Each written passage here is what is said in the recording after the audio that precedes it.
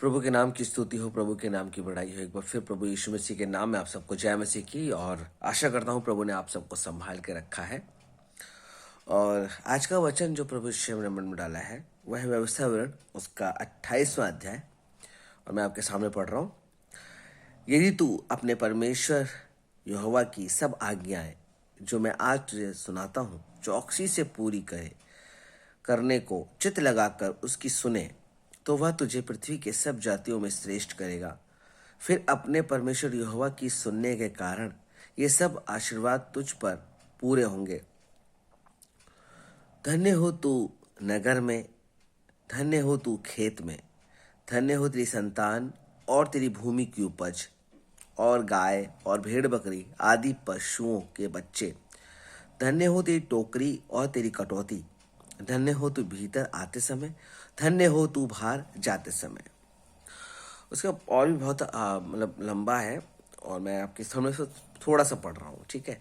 फिर जब आज्ञा हम मानेंगे परमेश्वर की तो हमें ऐसी आशीष मिलेगी, हम धन्य रहेंगे, हमारे बच्चे धन्य रहेंगे, हमें आशीष मिलेगी, और पृथ्वी की सब जातियों हम श्रेष्ठ होंगे। मतलब हम जहाँ हम रहते हैं वहाँ पे हम श्रेष्ठ रहेंगे, क्योंकि परमेश्वर अपने बच्चों को हमेशा सर ठहराया है, पूंछ कभी नहीं ठहराया है।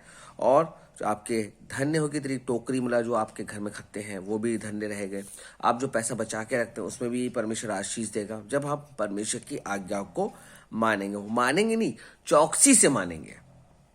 कहीं मेरे परमेश्वर नाराज तो ना हो, मैं कुछ गलत तो नहीं कर रहा हूँ, अपनी चाल चलन में ध्यान रखेंगे तो परमेश्वर ऐसी आशीष देगा। और यदि आप परमेश्वर की ना सुने तो क्या लिखा है, परंतु उसका व्यवस्था उसका 28 का उदाहरण, परंतु यदि तू अपने परमेश्वर यहोवा की बातें ना सुने और उसकी सारी आज्ञाओं और विधियों के पालने में जो मैं आज तुझे सुनाता हूँ चौकसी नहीं करेगा, तो ये सब श्राप तुझ पर आ पड़ेंगे।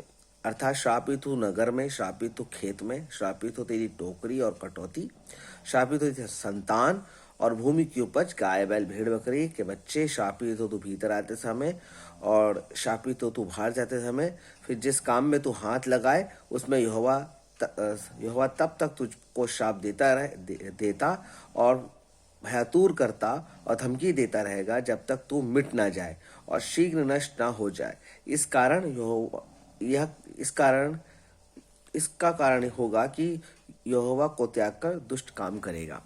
और परमेश्वर का वचन ये कहता है कि तू इस सब चीजों को छोड़ के तू दुष्ट के काम करेगा, तू नष्ट हो जाएगा, सब कुछ हो जाएगा यदि हम परमेश्वर की आज्ञा को नहीं मानेंगे।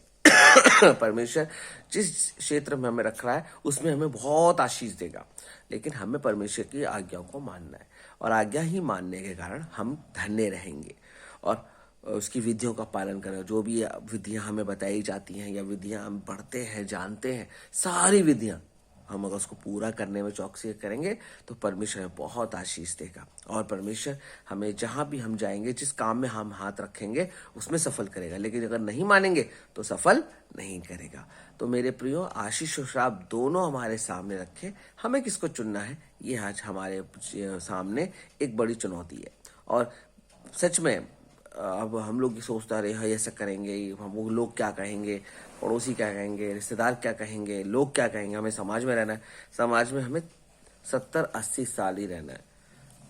अगर पता नहीं है कल रहे ना रहे, लेकिन जहाँ हमें जाना है अनंत जीवन में, वहाँ पे रहेंगे, वहाँ पर तो हमें जिंदगी भर रहना है। तो वहाँ के लिए हम तैयारी करें, यहाँ पे रहने की तैयारी ना करें, वहाँ पे रहने के लिए तैयारी करें। तो आज मेरे वचन जो परमेश्वर का वचन है, ये यही वचन है कि हम अपने जीवन में परमेश्वर की आज्ञा को माने।